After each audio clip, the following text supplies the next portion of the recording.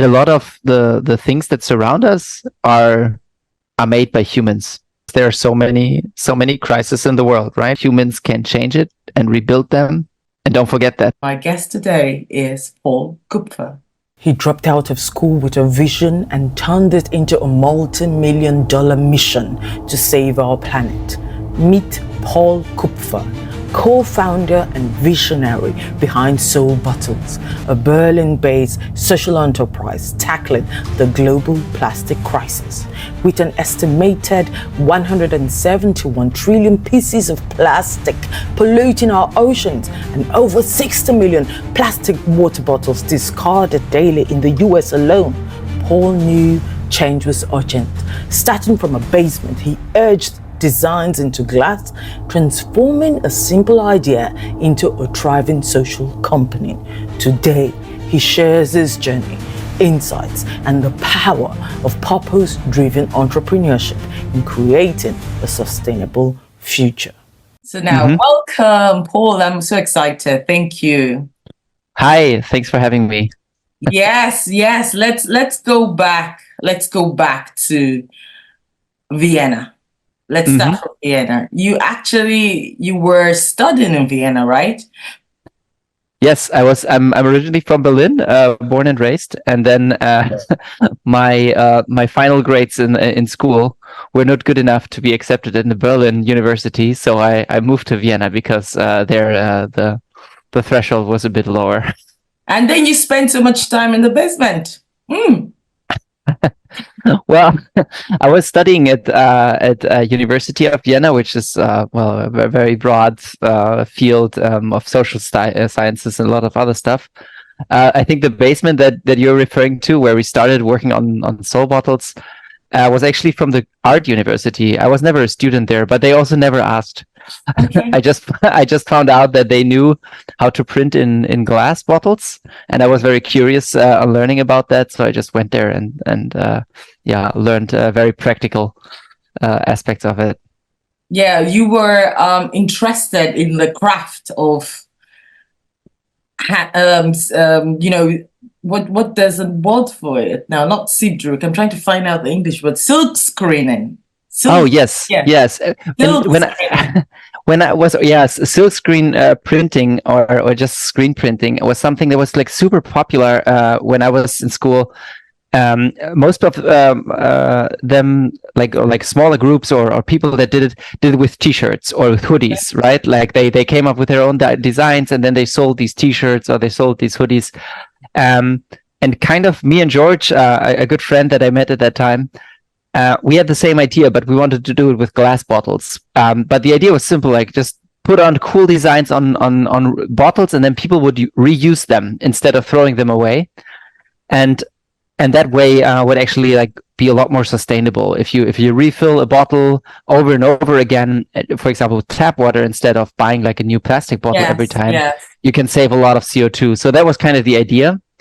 But printing on glass bottles, because they are cylindric, right, and it's glass and not textile, is a lot more complicated. So you actually need to get a special kind of color and need to stick it on there and then burn it in the oven. So that was why I was at the university. That means actually that your idea from the start was based around sustainability. Yes, very much. I was always looking at Soulbottles just as a mean to an end for achieving sustainability. The main idea was to motivate the switch that I just mentioned, like motivate people to like have a more sustainable behavior. But then as the company grew, I also thought, no, it also has a big influence on where we are sourcing our products, which companies do we work with, and then of course also how do you treat your own employees, right? Like how do you structure the companies? How do you structure the ownership, the work methods, and so on? That is all impact, but that was always the main driver for me. And of course, you have to build a business viable, like it has to be profitable so it can survive. That's part of sustainability. But it's not like the main objective. This is a mean to an end to achieve something else. Yes, but when you started, it was not the main objective, and now you've sold thousands of Soulbottle bottles. Yes, millions actually. Millions. Okay, so now in that basement, and you moved with your friend to a warehouse in Berlin. Did you have this vision or this, how will I put it now, this big picture that, oh, you're going to reach millions of peoples and, put those bottles and this idea out? Well, in the very beginning, no. Like in the very beginning, for me, this was like a project that was kind of, let's say, like intriguing on a more like practical way. Like I love to craft and build stuff and work with my hands. So for me in the beginning, that was the main driver, that I just found it like challenging. But then the moment I saw that people really wanted those products and more, at a time, I remember like maybe 6 months in, we were already sold out, and I couldn't believe it. And that was the moment where in my head also that vision came into it's a kind of form where I believed, okay, this could be actually much bigger than I thought. But to be honest, I just been in Berlin, and I see sometimes people with soul bottles, like I don't know, in the metro or in the gym, and I sort of still can't believe it sometimes. I'm always like surprised, and then I thought, oh, I'm for sure that's a friend of mine, and of course they're not. Like, of course, people just buy these products and they don't know me. Yes. But it's still surreal to me, to be fully honest. Yes, I can imagine, and I can imagine that. And then when you realize that, oh, okay, this is getting, let's say, out of hand, like bigger than what we were expecting, because I can figure out that it was just two of you at the beginning. Yes. So when did you now decide? When did both of you decide that, okay, now that we feel is going to turn into a business, what's the next step? When did you make that decision, and what was like the next step for you? I think we reached that point maybe like a year after we started, when we had honest and like considerable interest by our first angel investor, who we found through our network. And it was not even like a very high, let's say, amount of euros, but it would be somebody investing money into this. And I remember having this phone call with the three of us, and it felt like at one point they asked this question: "Are you willing to do this for 5 years and do nothing else?" Basically, something like that. And in that moment, for me, it was like, okay, this is a lot more serious. This is we got to put on a lot more effort in this. And with that money, we basically had to learn to think bigger. Like before that, we were producing everything ourselves, and it was basically a student project. But now we had to, contact glass factories, contact industrial printers, and negotiate prices for thousands of bottles. And that was very different, and that it felt very different. I really had to learn that in the beginning, to stop thinking about it as a project and more thinking about it as a real company. How did you learn it? Well, I'd say because learning by doing, right? Yes. But this is because the Joana platform, we coach and work with lots of young entrepreneurs, Nigeria, and I'm just asking you the questions that always come to the table. Yeah. How do you learn it? How do you learn it? I think it definitely helps if you're a bit, let's say, bold or courageous. And don't be afraid also to make a fool out of yourself. Like in the beginning, I did not know how glass bottles were produced. Like who knows that, right? Like if you're not studying industrial manufacturing or you never worked in such a company. Sand? Is it from sand? Yes. Yeah. and then there are a few steps. And then I have one. There's sand and I have one. Exactly. And I remember that I've been like on the phone. Like I asked emails like, hey, we would like to produce this kind of bottle. This is the shape. This is the our idea. This is the amounts that we want to order. And I had a lady on the phone working there, and I think she noticed that I don't know what I'm talking about, and she's like, Paul or Mr. Kupfer, have you ever seen a glass factory from the inside? And I had to say, no. Yeah, I thought so. And that's what I mean. Like, don't be afraid to make a fool out of yourself, because of course you learn. Because that's the moment I was like, yeah, no, I actually don't know. Please Okay. tell me how it works. Like, what Yeah. are the normal quantities? How are normal processes? What are normal timelines? I have to learn. And people are willing to tell you about these things. But you have to ask questions, and don't be afraid to appear stupid. At Wow. least, I think that's a big part of the learning curve in the beginning. Yes, yes. And just being courageous and bold enough to say, I don't know. Yeah. Because very often, especially entrepreneurs that maybe just got an investor or they want to pitch, they want to get an investor. I fell into that trap as well at the beginning. And you have all your corporates, and it's a corporate setting, then you want to know the numbers, you want to be able to know everything, but you just don't Yes. know. Yeah, so that's a very good takeaway. And but I want to go back first before we move forward. Wait, what were you studying? I was studying communication science or media studies. Okay. So this was mostly about public communication. So a lot about journalism, marketing, public, basically anything that happens on a broad scale within the public. And it is it's kind of like a social science. So you work a lot with statistics, but you also work a lot with basically reading and analyzing text or a different form of media. And then you are so confident because it takes a portion of growth to be able to say, I don't know, right? To say, okay, show me, teach me, let me know how to do this.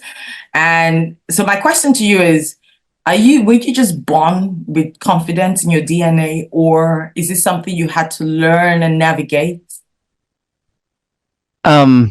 Oh, that's a tough question. I would not definitely say that I was not born with it. I was like, as a younger child and as a teenager, I had lots of insecurities, and had to and I struggled a lot with them. I struggled a lot with fitting in, struggled a lot with with like anything really, from school and to so no, I was not. And I think even today, I do not consider myself like overly confident. Like, I do get nervous when I have to speak in public, or when I have like an important meeting. This is still all part of it. Everybody gets nervous. Yes. But then these small steps that you make, like taking up the phone to call the factory, that somehow gives you an assurance like, okay, if I take a step, I'm going to get, more out of it. Right. Yeah. I think there's a side in me that I kind of try to leverage, if that makes sense, that sees sometimes life also as a game, and like, hey, don't take this too serious. Like, what's the biggest damage that could happen? That she's gonna laugh at me, that she says, no, we will not produce your products.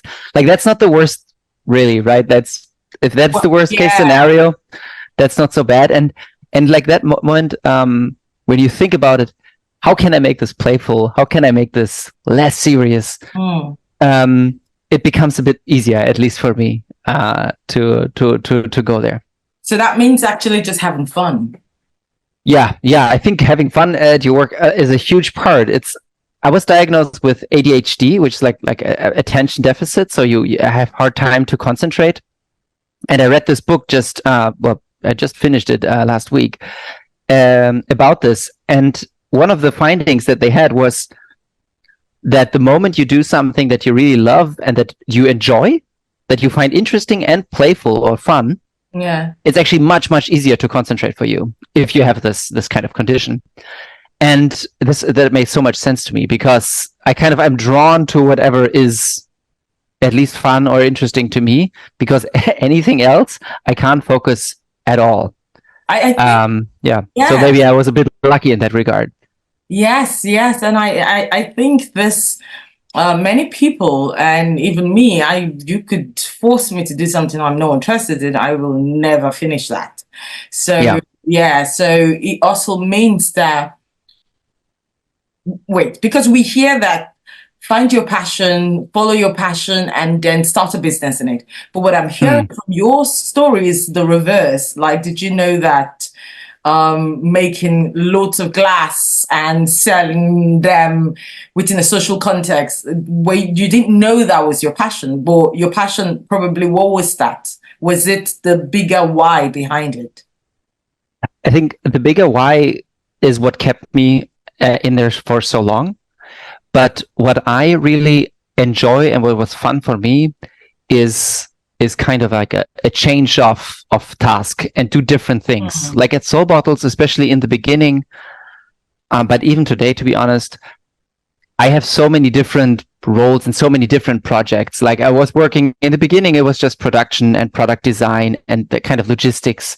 Yeah. And then it got a lot more into sales and into marketing and into distribution and, seeing this side of it. And then the moment you have teams for both, it is a lot more about managing people, about controlling, about financing, about talking with a bank.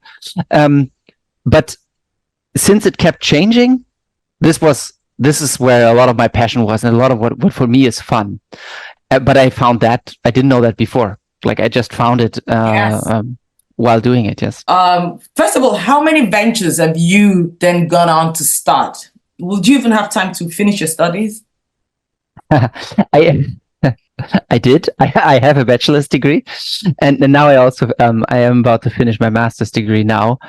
But back then, I finished school and I went straight into full time, and then I was working on Soulbottles at least for 5 years without doing anything else. And I would really advise any entrepreneur to do it similarly. Like, what really about their parents? What about their ecosystem and people? What will people say at that moment? You finish your secondary school or your gymnasium or something. You start because people will work with their face that. But at that moment, they are burning with the idea. They have the energy. They want to start. But everybody is saying, you have to go and become an engineer. You have to go and become a doctor. And then they start this doctor thing.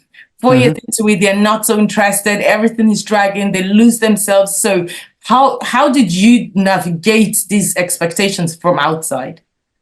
Well, one thing was that in the beginning I was living in Vienna, so my parents were not there. And I think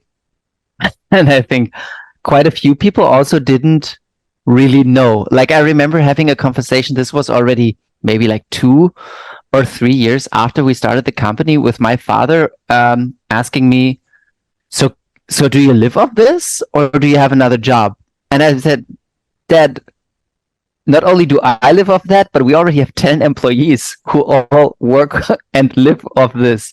And he was like really surprised. And so maybe one coping mechanism was also not talk too much about it, at least not with their family. But in general, like my family was very supportive, at least at that point. What I meant before was that I would not recommend starting like 2 or 3 or 4 businesses at the same time, at least not if you're doing it for the first time, because it does require a lot of attention and energy and time to do something right. And so, in my beginning, it was all my focus was there. Yes. But you need resources to focus. Like both of you were able to get some investor to put their money in. Maybe you bootstrapped at the beginning. Yes. Or how do you prepare yourself for that stage to get an investor? How far do you need to have taken your business? Or is this just on paper first? How far do you need to have gone and prepared before you really go out to look for capital? That's interesting. Well, because I think it really depends on what kind of business do you start, right? And what kind of funding needs you have, because it's very different. If you have a physical product, if you need to research and develop a lot, if you need to program software, there's so many factors that define how much money you really need. And so that also determines when you should reach out to financial partners, and then also to whom and how much you should be asking for. But I think a general rule of thumb is really get clarity if the thing you want to do works, and then try to find out about that with the smallest amount of money possible, right? Like building this minimum viable prototype, or building this very small version of your service, or whatever it is. and try to find out, does that work? Does that solve a problem for somebody? Is Yeah. somebody willing to give you money for that? Basically, that's what you want to find out, right? And normally that requires less money than most people think. We were running an incubator at Soulbottles at some point, and we were supporting other startups who were just very early and just started. And sometimes they came to me with ideas and business plans of like, we need €1 million. And I was like, and then after like talking with them half an hour, I think for your next step, you only need €5,000. Yeah. You only need this, and then you can find out that. And the moment you have like that check mark that you can at least check that people are interested in this, then you can ask for more money. But don't start asking for $1 million. Yes. Sometimes people like to do that. Yes, they want to run or fly before crawling. So, exactly. Yeah. Yeah. So actually, it means that you have to take the product or your service or your solution. I'd always rather like say a solution. Take it to a stage where you feel a bit confident that it works, right? Before you go out shopping for support. And now that you just mentioned the incubator, I think we're just going to stay there for a while. Tell me more about the project. So we were, this is in 2020. Yeah. Or it started in 2019, but the project started in 2020. And at that time, Soulbottles was growing really fast, and we saw like a growing demand for plastic-free solutions. A lot of people were really like getting a lot more aware that the way that, well, the global society, to be honest, got hooked on plastic, especially single-use plastic, is really problematic. Like, we're producing a lot. We are not recycling it very well. It ends up in oceans. It ends up on landfills. It is, well, unhealthy for nature. It's also unhealthy for humans. And it does contribute to climate change, because a lot of plastic in the end is just burned, and it's basically fossil fuel that is burned. So this is really like a huge global problem. And of course, Soulbottles started with this mission, like, let's reduce plastic waste. But at the same time, plastic bottled water is just a very small fraction of the problem. And the whole problem is much, much bigger. So we said, okay, instead of trying to solve everything ourselves, maybe we can just support others in a similar mission, in a similar idea. And for that, we want to build like a support project. And in the beginning, it was like a very easy system. We had these design contests where people could submit a design for a Soulbottle, and then the best design, we got a voting system online, the best design got printed. We did that for a few years. And in the beginning, we thought, maybe let's just have like the best ideas against plastic. Instead of a design, now you submit an idea, and then we support that best idea. They can sit with us in the office, and they maybe get some funding. That was the idea. And then I forgot who was it in the team, but somebody said, or we try the whole thing a bit bigger and apply for public funding. So we actually looked out, and there was a EU fund at that time that was funding exactly that. But the condition was that you have to support at least 30 entrepreneurs. So instead of like just having a little contest and supplying that one winner with something, we actually ran a whole thing. We had we built our own incubator. We had 30 employees. It was a really big project. We had workshops and lessons and sessions with them. We had a big investors day in the end where all the teams could show their the demos. Yeah, and in the end, we ran the program for more than 2 years and in 3 iterations. Congratulations. And I think that was so important, because then as a young person, you get to bring all the skills that you learned along the way into the project.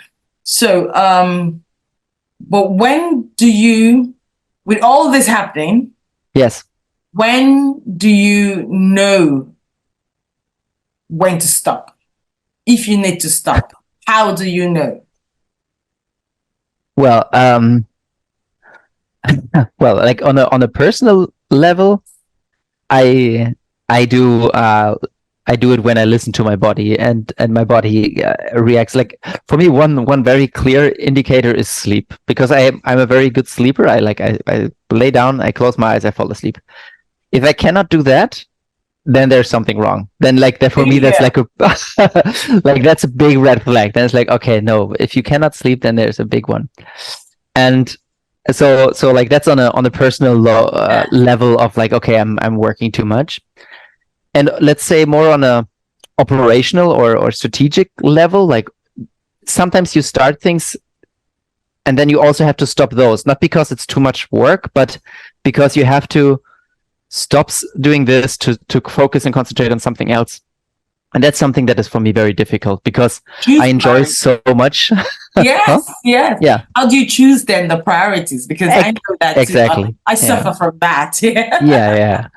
And I had to learn that. And I had to learn that at say also like I paid the price. Like I was sometimes also in love with projects too much and then following up on them too long and actually in the end realizing this is just a waste of time. Unfortunately, like it's a great idea, but it doesn't make sense. And but you do get better at that. Like at the moment you learn to prioritize and to learn to also say no to project because you realize it also means saying yes to something else. Yes. There you can learn. There was one of the projects that was in the incubator was a group of industrial designers. And they were like really good at designing products out of recycled plastic. So not packaging, but any other products that you have like laying around in your room right now that are out of plastics, which is a lot. And they could try to get like the same quality out of recycled plastic. And what a project that started with them, which I really liked, was like a Lego brick. Do you know these bricks that you can use as a toy and you can build houses and everything? And for us, this was just like to show that you can build this very difficult and very fine piece of plastic out of recycled plastic, because a lot of producers of these bricks said it's not possible to do that, and we just want to show that it is. And then in the end, we really worked. We had these bricks, and they worked. And I was like, oh wow, this would be so cool to just start, like a company just with this kind of product and bring this recycling into this field. But then I also realized that, wait a second. First of all, I'm not in the fields of toys production and selling. Like that would be like a completely new business. And the other realization I remember having is that there is a big secondary market for this. Like a lot of people buy these bricks, and then when your kid is too old to play with them, you just sell them, which is a very sustainable way of actually going upon this. And it's like, do we really need this? So tell me about what makes you decide to go to the crowd? So the campaign that you're referring to was for Ultra Glass, our new Unbreakable glass bottles, which was the end of a research project that actually took more than 2 years, that we were working together with a mechanical engineer company in Germany and also a university. And basically we tried to reignite an old glass hardening technique that was common in the GDR, in the former Soviet, in the former socialist eastern part of Germany, where basically they used the salt bath. So they put the glass into liquid salt. There would be an ion exchange, like a chemical reaction between the glass and the salt, that makes these glasses super strong. So you could like let them drop and they would not break. And in the GDR, the idea was, well, we have not so much resources, we don't have so much energy, so the products have to hold really long.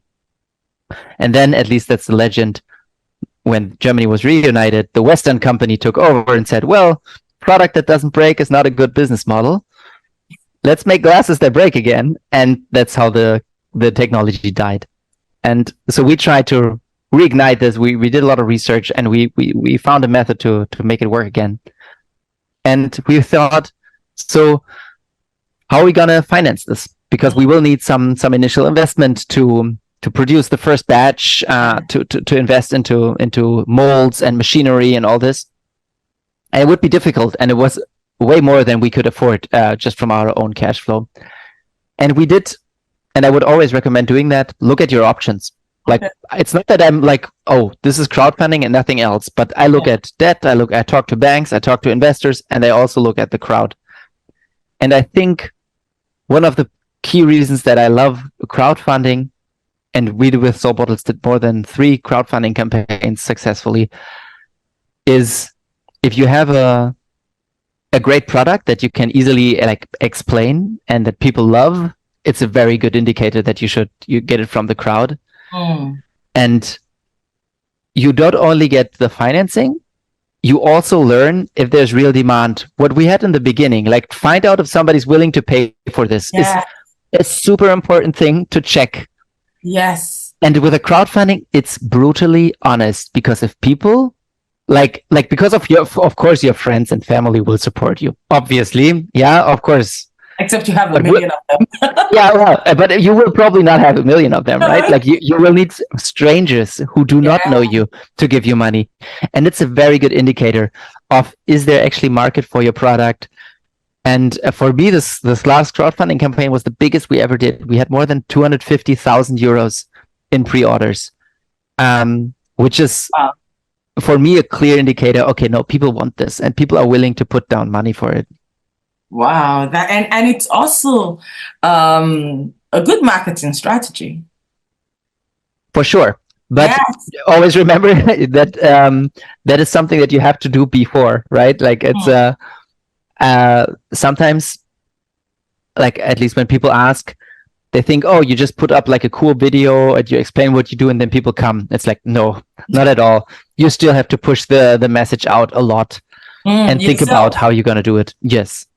I know that social impact is something that you are really passionate about, and that was one of the driving factors to look into sand to glass. Yes.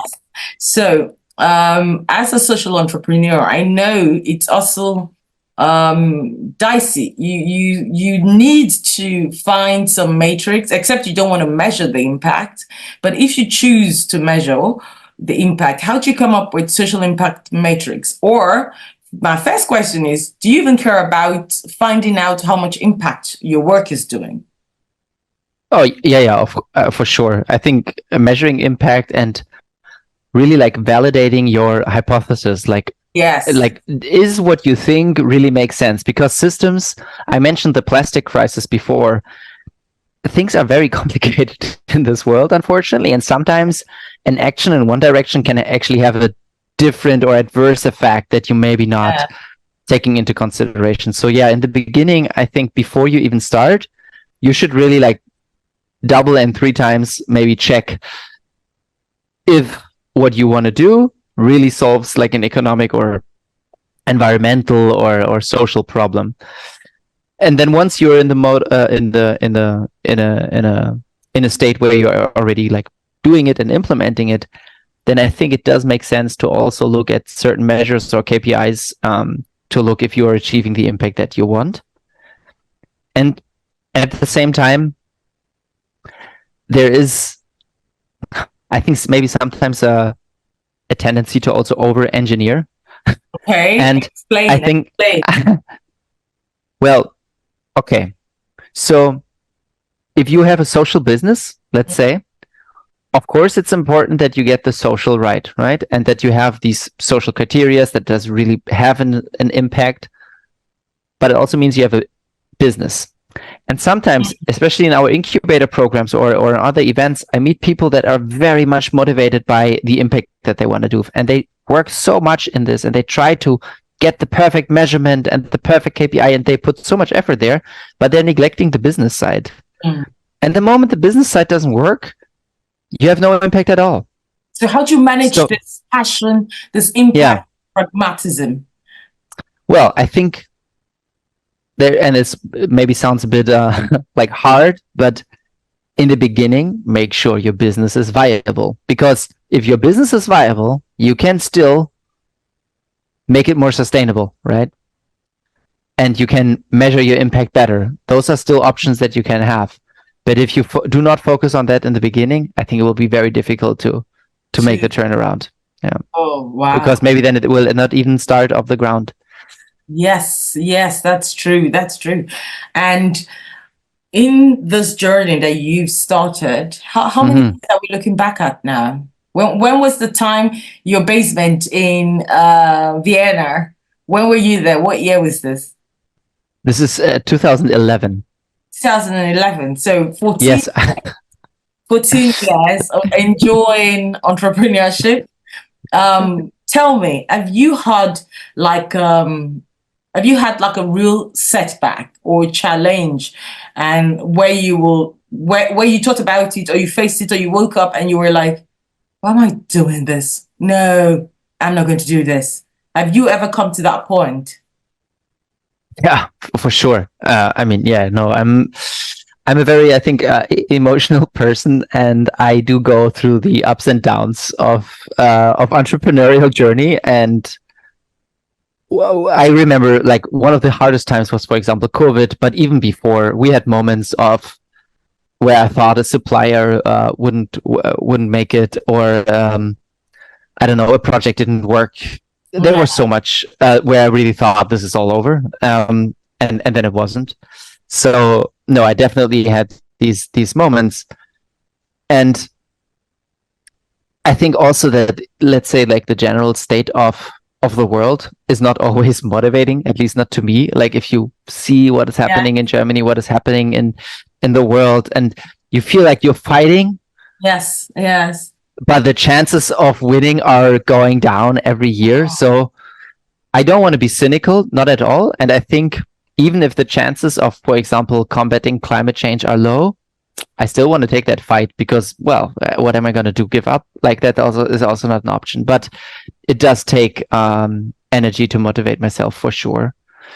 There is, because you mentioned the impact measures before, right? Like how do you measure the impact? And the way that we try to find like let's say an elegant solution is that we try to connect it to our sales. So we basically broke it down and said, well, if we sell one bottle, on average, this is the amount of plastic bottles we avoid,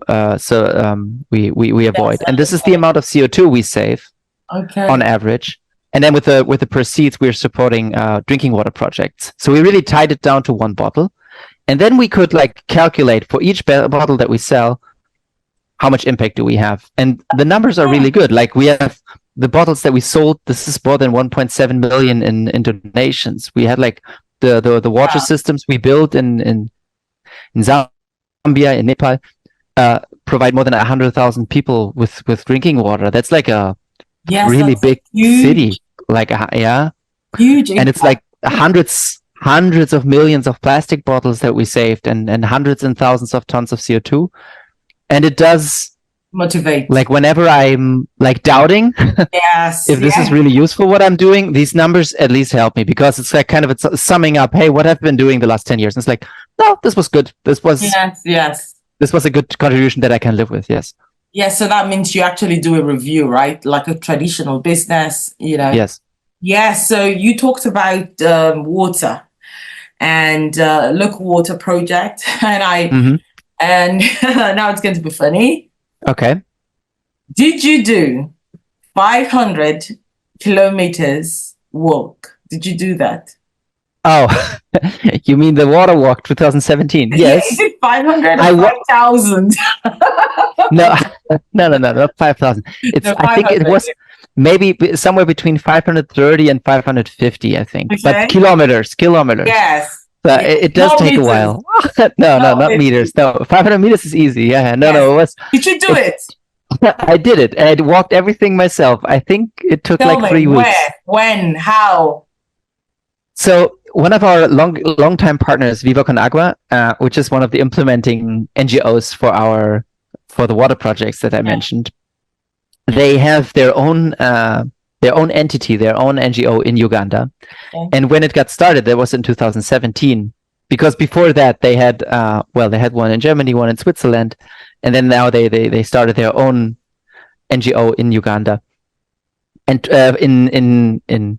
in celebration to this, they said, let's have a water walk. Let's walk to Kampala and raise donations for every kilometer that we walked. So they decided to walk from Kigali, which is in Rwanda, 550 kilometers, with a big group of Viva Con Agua activists, artists, local supporters, and let's walk this together and raise donations for every kilometer that we walked. We tried to get sponsors to sponsor every kilometer, and then all this money went to the Viva Con Agua Foundation or to the Viva Con Agua NGO to build water projects.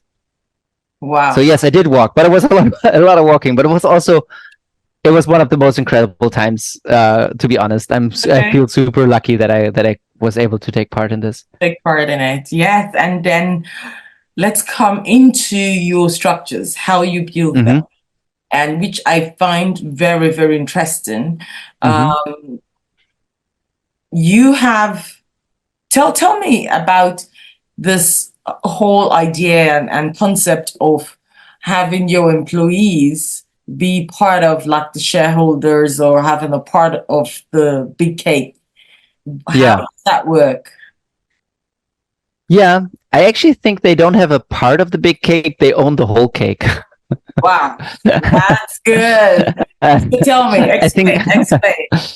Yeah, so there is in a lot of startups, they raise capital and they give away part of their company on the way there, right? Like the investor buys up more and more.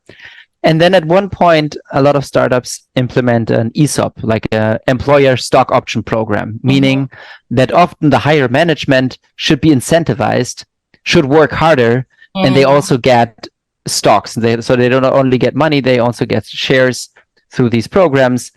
And that's supposed to like motivate them financially more to work harder. And we were talking about putting up such a program at Soulbottles in the very early days. Okay. And we actually thought, well, we do want to motivate our employees, but we also don't want that the company is only driven by, let's say, impact, only driven by profit. A profit. But it should be more driven by impact. Yeah. So we were thinking about how can we incorporate this? Yes. And how we came, and the structure we came up with in the end is that we said, we're going to give the shares, 99% of the shares, we're going to give to our employees. So they have full control of where the company is heading. But these shares are not eligible for dividends. So they do not get the profits. Oh, okay. They have full control, but they don't get the profits. Yes. And then the rest of the shares, which are investor shares, they get profits, but they are not in control. Okay. So they cannot vote, but they can. They can get profits because, of course, if an investor invested in you in the first place, right, and they want to have their money back, basically, I think you still need a solution for this.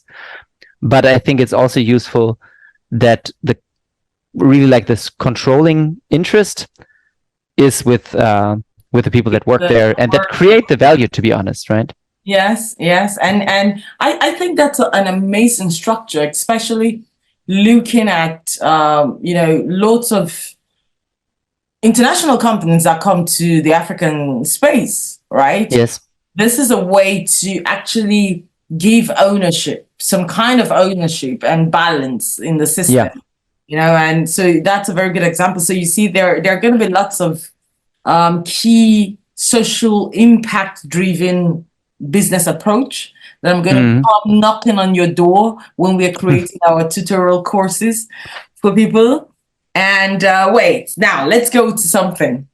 Okay. What happened to music? What do you mean to my music? Yes, because I learned that you were making music, you were passionate about music, or was that a rumor? What's that rumor? No, I'm still very passionate about music. I mean, this is a Friday night. I hope I will go out later. Hey, okay. and listen to some music here. But like my times of playing in bands is over, to be honest. I still have a guitar and I still play for myself, even sometimes like own songs. But it's more, let's say, a recreational thing and no more ambition to be on stage. Oh, but for a time that was very defining. What? Oh, for a time it was very defining. Well, not in the way that I really thought that I'm going to be like a professional musician, but I remember times where it was like the most important hobby. Like that, Yeah. whenever I would go back from the office or come back from school, I would pick up the guitar and we would meet and play together. I think playing music, singing together or playing instruments together has such a connecting energy, which is very difficult to find in any other hobby, to be honest. I mean, of course, some sports also have that, but yeah, for me, there was always the music. I think dancing has that. Yes, which is I include that in the music part. You include that in yeah. Yeah. So you said once in an interview that many founders are always concerned about letting go. When one door closes, the next one opens. But my question is, when one door closes, you're saying stay cool, relax, don't give up. But the longer the other door does not open or the other window does not open, you can start getting nervous, start doubting yourself, right? So how to stay put, active patience before the next door opens? I think I'm the worst person to ask that because I'm so impatient. I'm so impatient and I get so anxious when I feel like, oh no, there's nothing else to do. So if you find the answer, please tell me. Share with you. Okay, I'll do that. I'll be looking for the answer because I'm asking it for myself as well. Oh yeah, very good. Yes. Okay, so we're coming to the end and wrapping up. I'd love you to share one of your favorite quote on resilience. On resilience? Yes. You mean like to stay resilient myself? Is that what you mean? Yes. Well, I have like a full on like, let's say like a list of quotes that I sometimes read out loud to myself whenever I feel like in a moment. Yeah. And there are a few. There's one. You speak German too, right? Yes. I guess, man. And maybe you can help me to translate it. Es ist nicht schwer. Wir wagen es nicht, weil es schwer ist. Oder es ist schwer, weil wir es nicht wagen. Oh. It's a bit tricky. It's basically saying it's not that we're not doing it because it's difficult. It's because we're not doing it that it appears difficult. Yes. It's a bit twist and it's a bit twisted. Yes. For me, an idea is that you sometimes look at problems and they seem so big and so impossible to solve, and then you don't do it. And things like, no, it's actually because you're so afraid. That's why you're not doing it. And like the moment you spin it around, yes, it becomes for me sort of more playful again, and it gives me a lot more. It becomes accessible. Hope. Yeah. Yes, it becomes accessible. And you say spin it around. That sounds very easy. Just spin it around. Yes. So, but how do you need to look at it? Because I've met personally very enthusiastic, talented entrepreneurs that they have this very big vision and dream. That I try to say sometimes to articulate it a bit so that we can know what it's about, but they have this big dream, but it's so big, it's overwhelming them. Yes. They're overwhelmed, they don't take the next move. So how do you need to shift your mind or your perspective or angle looking at that vision to be able to start, to just take the first step, even though it will work or not work, just do the first thing? I think one of the points is break it down into individual steps, and that can be very difficult actually. I remember I read the Getting Things Done by David Allen. It's like an old kind of self-management self-management books from the early 2000s. Yes. But he explains that method there, I think, pretty well, right? Like if you think about, I want to run a marathon, of course that's like, and you're not in training, that seems too big of a goal. Like how are you going to even start? And no, the first start is you run, I don't know, maybe 5K. right? Or maybe even 2K. But like, but whatever the first step is, do it. And if you say, well, I don't even have, I don't know, running shoes, then maybe the first step is to get the running shoes. And then you have the running shoes, and then, okay, next step is to find time to do it. Okay, next Friday I'm going to run, right? And then you can really break it down to very achievable next steps. And I think you can almost do that with anything. Of course, it's tricky. That's true. That is so tricky. Okay, so now we're closing up with those 3 questions that you should answer with just one word or a phrase, but none of the guests that we've done pre-recordings with have been able to do that, which is very exciting for me, actually. But let's try. Okay, I try my best. Yes. So, could you name one bold move you have made, apart from what we've talked about today, something you were so scared of, but you found the courage to do it?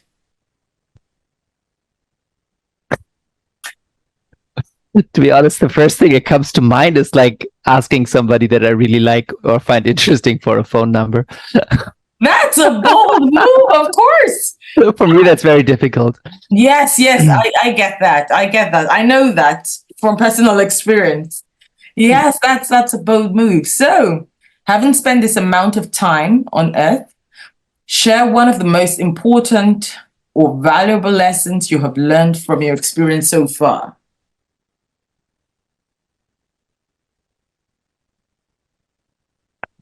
I think one of the most important lessons for me is that a lot of the things that surround us are made by humans, and not by, let's say, nature or God, but it was other humans that did that. And that means that also humans can change it and rebuild them. And don't forget that, because you're also a human. That is for me very, very strong. Thank you. Thank you for sharing that. Yes, I've never really thought about it from that perspective. Thank you. Now, the last one. If at this moment you had all the tools and resources to do anything you desired, anything, you could change the law, you could do anything, you could, I don't know, what would it be? Well, how much time do I got? You got all the time. I'm traveling to Nigeria tomorrow, so it's no problem. No, I think the biggest, I mean, of course, there are so many crises in the world, right? Of war and violence and injustices and of environmental destruction. And I think if I have an unlimited time and resources, I would probably try to solve these. And this will be difficult. I know that, right? Systematic change is difficult, but I also think it's not impossible. So in a way, I would do the same thing that I'm doing right now, because I do not have unlimited resources and time, of course, but to a certain degree, I try to do that right now. If I had more, I would probably try to do it on a bigger scale. This being said, is of course I don't have all the answers, right? Like to solve international conflicts and international climate crisis. It's not that I have all the answers, but if I had the resources, I would definitely try that more people on this planet have a enjoyable life, or at least the basis of an enjoyable life. Yes. Thank you so much, Paul. That's it. Thank you. Thanks for having me. Thank you.